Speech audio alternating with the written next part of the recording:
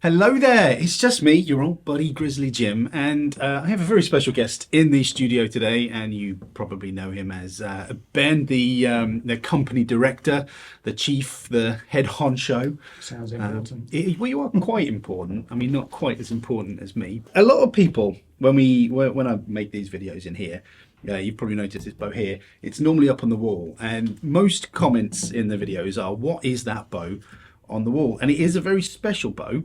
And I thought I'd bring Ben in today to talk about that bow, to answer a few questions, because this, Ben, if I'm not mistaken, is the first Merlin compound bow. It is, and this is an original one. It's the only one in existence that we still know about, so it's quite valuable for us. Yeah, So, bit of actual history there, because Yep. the company, tell me if I'm wrong, started off as a bow manufacturing company, then became a retail company, and then started manufacturing again. Is that? well, Is that there's rough? always been a continuity Yeah. of manufacturing, but the focus has shifted to prioritise different elements of the business over the years. And one of the questions I get asked as well, the company is called Merlin Archery, and why did we come up with the word Merlin as a company name? And we didn't actually come up with it as a company name. It was the name of the first bow that we ever made. So this compound bow, which was made by my father, Chris, was simply called the Merlin. The Merlin. And that name has stuck since 1973. So, and is that when this bow was born, made? Yeah, I'll give you a bit of the history. Yeah. Apologies, it wasn't 1973 when he made the bow. 1973, he told me, was when he first discovered compound bows. He was shooting recurve at an IFAA European Championships in Germany, I believe, and there was an American serviceman there who was shooting a compound bow, Okay. and he'd never seen one before. So he did go and approach this American and said, "Can I have a look at your bow?"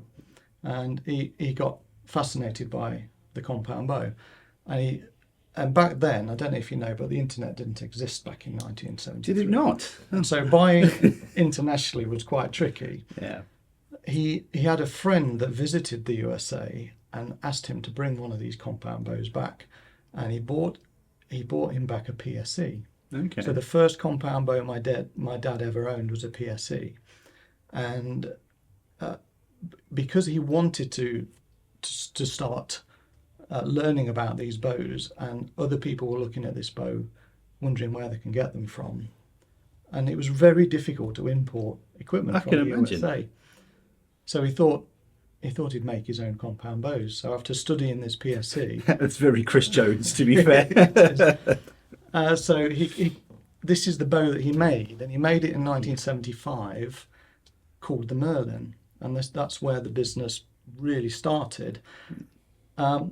There weren't any customers then, though, so you can be making these compound bows. No one knew what a compound bow was, No. so you quickly run out of your friends and acquaintances. And so he was always very instrumental in introducing compound to the UK. But he also told me that Jennings approached him to become the distributor for Jennings in the UK, and he paused production of his own compound bow.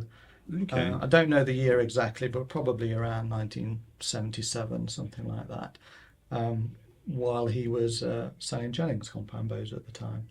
Okay. But then, so the Merlin lay dormant for a while, and then I think you must have gone back to it though, like that. Well, I don't think he ever stopped producing them, but it wasn't until 1985 where it actually became a full-time business for him. So he was always tinkering with compound bows and making them part-time, but he made the leap in 85. I think that's when he had his first employee. Who was that? Obviously someone not very memorable. It wasn't someone like you. We Lost- never forget. Never forget me. Lost to the annals of time. So, no, I can't recall. Actually, it might have been me at about 11 years old. I wouldn't be surprised if they would be dragging me in. Some cheap labour. So that's when Merlin compound bows became a proper business. Yeah. From part-time to full time. That's how it came about, and it's always been the name Merlin. That's where it came from. Did you? You've seen the picture of my dad on the wall, haven't you? Yes. Shooting this exact bow. It's such a 70s kind of picture. Lovely technique, nice bit of lean back, and but no one was around to teach you how to shoot, so you had to figure it all out himself. That, again, very Chris Jones. Just kind of, I'm just going to figure it out myself. And see what happens. But let's talk about this, the nuts and bolts of this thing, because it's such an eye-catching bow. Now, you know, I'm a stick and string guy, but this does appeal. It's got such an elegance to it that you don't really. I mean, not that modern bows are not elegant. I think they're beautiful, but there's just something so, I don't know, almost periodic about it. It's certainly of a time, and it's really unusual. You don't see this system anymore, do you? No, these were known as four-wheelers. So strangely, the two-wheel compound bow was a newer invention. They all started with these pylons and this four-wheel arrangement, and this is how it evolved. This is where the first compound bow came from. Yeah, they've all got to start somewhere. Yes, but when you compare it to a modern one, it's phenomenal how the advances still continue to happen in compound bow design. Yeah, even though fundamentally it may still be the same thing. Just the refinement is incredible. But you have to put one next to it to appreciate it. Yeah. Even from when you look at bows from model to model, a bow model today might last 1, 2, 3, 4 years at the most before the next version comes out. And sometimes you look at the differences and you think, well, there's not a huge difference between that one and that one. But you start lining them up over the decades, you can see a continual development of things still getting better today. Well, yeah, as you've probably noticed, I dip in and out of the archery world every now and again. But every time I've come back, the advances of it's like, oh wow, I didn't know that was a thing now, and it does sort of, for, like you say, from bow to bow, not so much, but you take a vertical slice of a couple of years, 3 or 4 years, they do jump up. You get some weird and wonderful innovations. But so what was this? I'm presuming you've shot this at some point, like back in the day. I don't think I have actually, because this is original. Yeah. I've not actually dared pull this back for about 15 years. I did pull it back once. I think you're a bit of a string man, aren't you, as well? What do you reckon of that? I think you could treat yourself to a new string there. I think we might have to put a new string in it. What would that have been? What Dacron? What would they have made it? Yeah, Dacron strings. I'm sure it is. And you see how it's connected to an S hook. Yeah, that looks. And my dad told me as well, the first S hooks he got used to get longer and longer when he was shooting it. It just used to pull. Yeah. So, and what about these high-tech nylon wheels? I imagine they'd be nice and quiet. I think. I think this bow is the actual bow in that photo. You have to put that photo up, but we noticed the one in the photo has got black nylon wheels on. This has got white nylon wheels. So obviously upgraded. So that's probably got faster nylon wheels on. But what do you know? What poundage this would have been? It's probably less now than it used to be. Yeah, it's mellowed a little bit over the years. Would you like to pull it back and have a feel of it? No. Do you? No, not at the moment. No, because I don't want to have our beloved bow. Yeah. In bits. I mean, it might hit you, Jim, accidentally. I'm in prime. I'm in the danger zone just standing here. But I love this bow. I mean, crikey, look at you got the S hooks, the nylon wheels, plastic coated cables. These are adjustable, whatever they're called. These hooks that you can just so what would that change? That would change the length of this cable. Yeah, you can change the synchronization of the cam. And it wasn't a cam actually, the wheel, but the let off. I mean, we're used to in modern bows quite high let offs, up to 70% is quite common, but you can get right up to 95% if you wanted. Easy. The let off on these would have been maximum of 30% let off. And you're used to, on a modern compound bow, Yeah.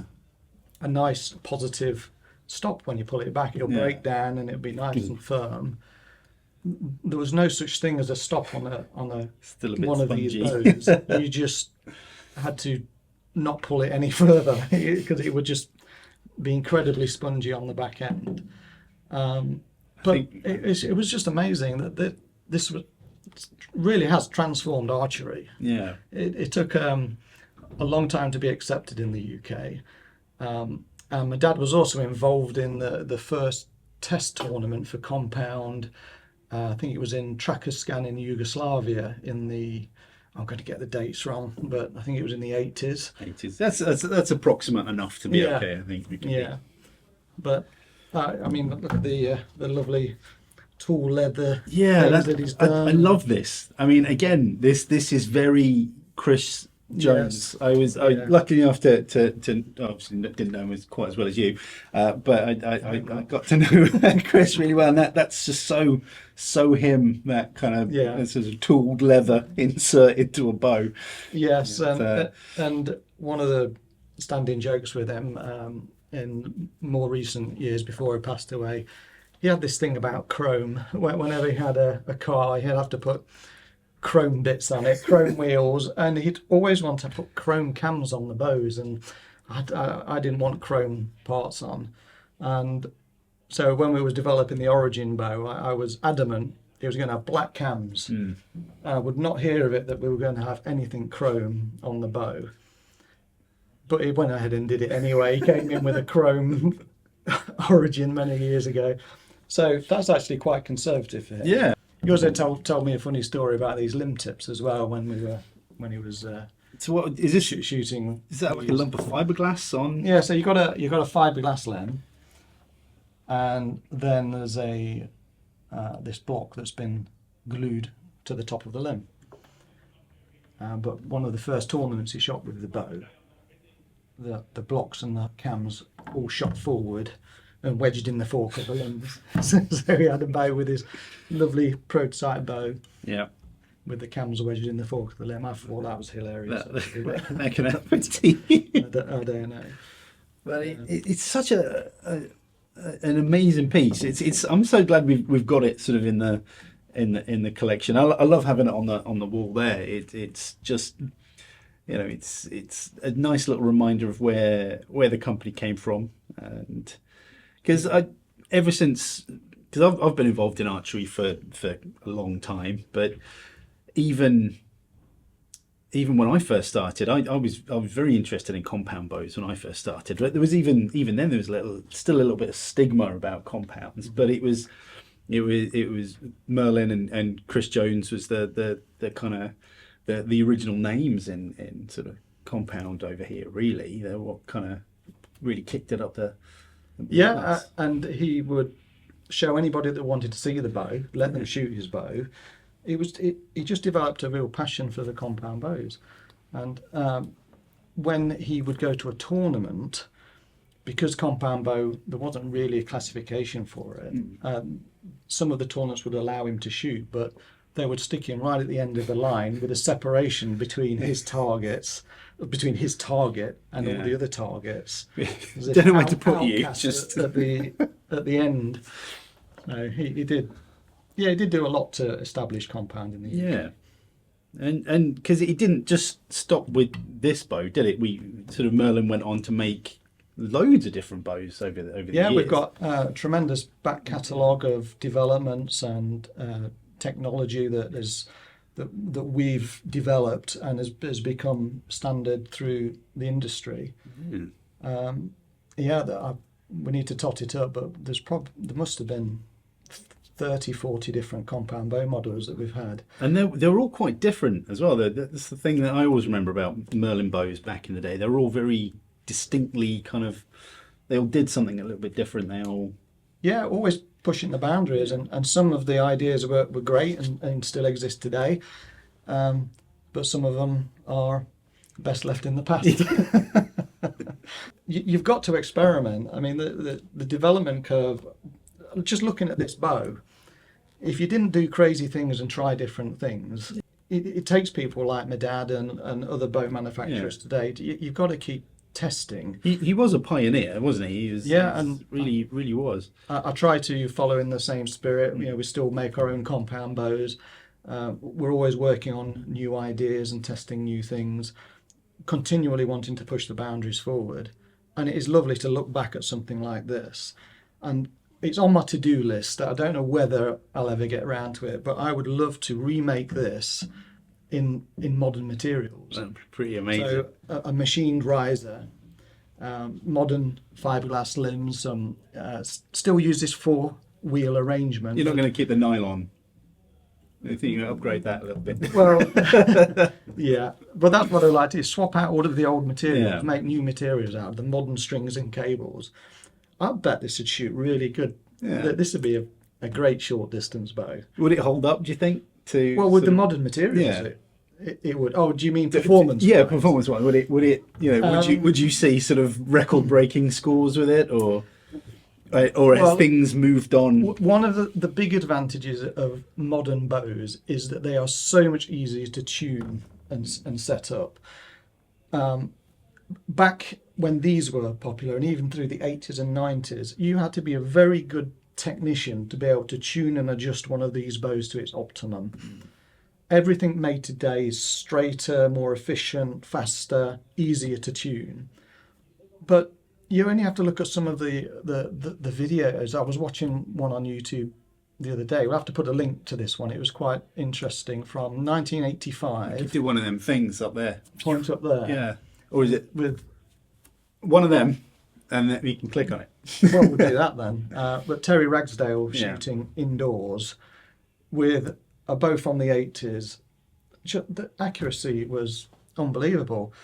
But the amount of work you would have to do to make these bows shoot accurately would be above the average person's ability to do. So that's a massive improvement that's happened in recent time. The speed, obviously, these are, I bet recurve bows are faster than this. I bet your trad bow's probably quicker than this. It could be. So you couldn't shoot long distances effectively with these bows anymore. But why would it not deliver an arrow accurately at short distance if it was set up correctly?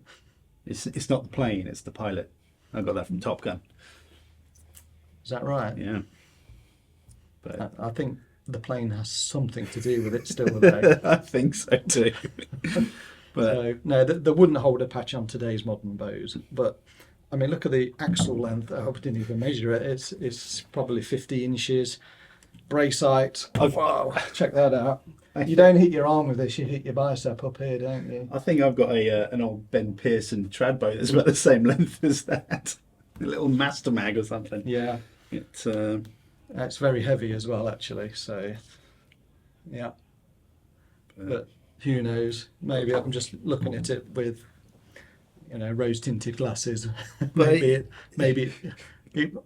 Actually, this is going to shoot nowhere near as good as the modern. Why am I trying to kid myself? You never until we do it, we don't know. No. But we should. But that'll be an amazing project, for some time. Just imagine. I think you need a little passion project every now and again, just to. I've got loads of them in the works already at the moment. But what a fantastic sort of bit of history to have up on the wall. It fascinates me. It scares me a little bit because I do want to shoot it, but it would scare me. I absolutely love it, but until we can get the spare cables from somewhere. Yeah. But these are original. I don't want to break it by testing it because it's all the original parts. Maybe we'll keep it as a wall hanger. And it's got to be a wall hanger. That's what it's for. Inspiration. I know one of our other bows is called the Origin, but this is, in every sense of the word, it's the Origin. It's nice to see where it all came from. Ben, thanks for coming in and chatting to us. Right. I hope you've all found that interesting, a little walk down memory lane. But yeah, we'll be doing more stuff like this in the future, I hope, sort of looking at sort of the more kind of nuanced parts of the bow, because it's a company that's been going for a long time. There's a lot of history, a lot of cool stuff sort of happening behind the scenes and things. So we'll share it with you as and when. But anyway, you take care, shoot straight, and we'll see you again on the internet. Bye-bye. Yeah, it went all right, didn't it?